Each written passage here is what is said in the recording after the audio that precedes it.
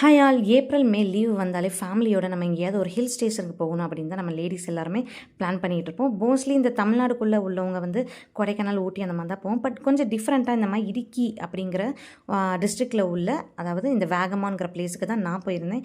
So கண்டிப்பாக நீங்கள் ஏதாவது டிஃப்ரெண்ட்டாக ட்ரை பண்ணணும்னு நினச்சிங்கன்னா இந்த ஊருக்கு போகலாம். பட் டிசம்பர், அக்டோபர் அந்த மாதிரி டயத்தில் போனீங்கன்னா இன்னும் சூப்பரான ஒரு கிளைமேட்டை நீங்கள் என்ஜாய் பண்ணலாம். நான் வந்து ஏப்ரல் மேலே போனனால கொஞ்சம் ஹாட்டாக தான் இருந்துச்சு. ஈவினிங் அப்புறம் தான் கொஞ்சம் கூலாக இருந்துச்சு.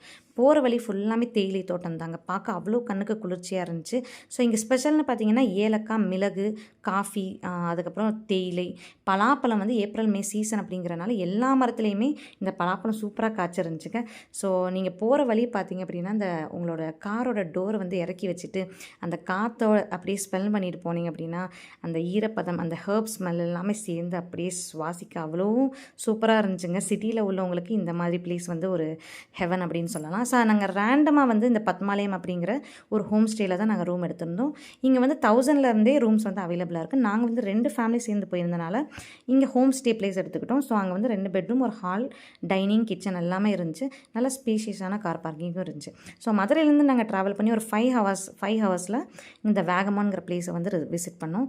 ஸோ இங்கே வந்து ஒரு ரெஸ்டாரண்ட்டில் போய் சாப்பிட்டப்ப அங்கே ஒரு காரே வந்து பில் கவுண்டராக டிசைன் பண்ணி வச்சுருந்தாங்க. பார்க்க டிஃப்ரெண்ட்டாக இருந்துச்சு. ஸோ இங்கே மோஸ்ட்லி போகிறது இந்த வேகமான் அட்வென்ச்சர் பார்க்குக்கு தான். இங்கே ஜிப்லைன், இந்த ஜெயண்ட் ஸ்விங் அந்த மாதிரி நிறைய அட்வென்ச்சர்ஸ் இருந்துச்சு. ஸோ நிறைய நம்ம ட்ரை பண்ணி பார்க்கலாம். ஒரு நாள் ஃபுல்லாக இங்கே வந்து நல்லா ஸ்பெண்ட் பண்ணலாம். ஸோ சாட்டர்டேஸ் போயிருந்தனால ரொம்ப கூட்டமாக இருந்துச்சு. மண்டே போனீங்கன்னா கொஞ்சம் கூட்டம் கம்மியாக இருக்கும். இங்கே ஸ்பெஷல் என்னென்னு பார்த்தீங்கன்னா இந்த கிளாஸ் பிரிட்ஜ் தாங்க.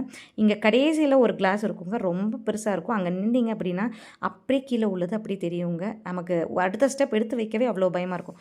இந்த சம்மரில் கண்டிப்பாக இந்த ஊருக்கு போய் ட்ரை பண்ணி பாருங்கள்.